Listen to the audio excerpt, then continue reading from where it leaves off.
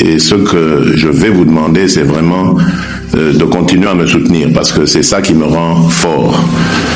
Fort face à tous les défis que nous avons et que vous connaissez. À commencer...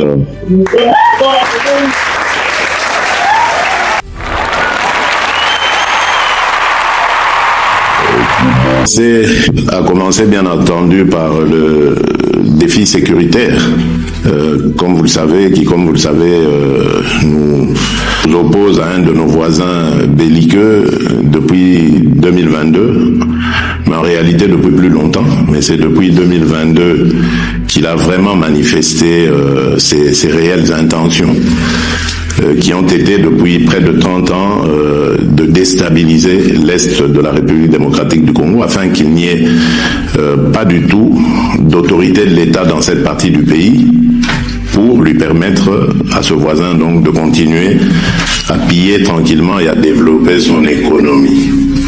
Et comme vous le savez, nous sommes à la croisée des chemins.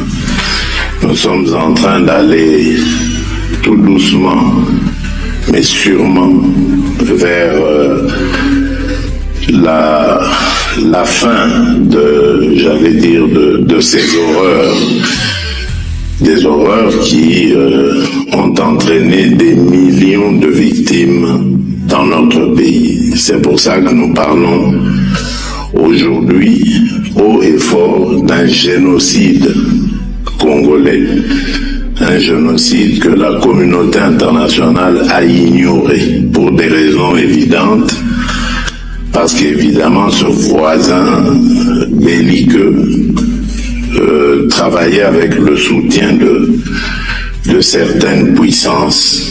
Il travaillait à piller nos ressources et à servir les industries de haute technologie de ces pays-là.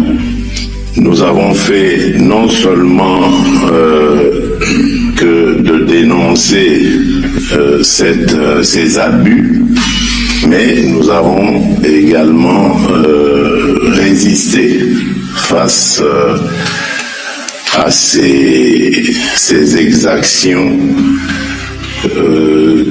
continues de la part de ce voisin.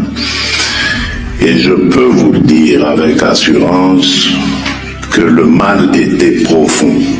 Le mal, quand je dis profond, c'est-à-dire il avait miné nos institutions.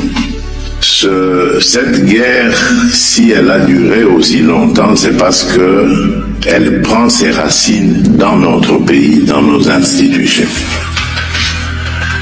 Donc, ce que nous faisons est vraiment un véritable déboulonnage.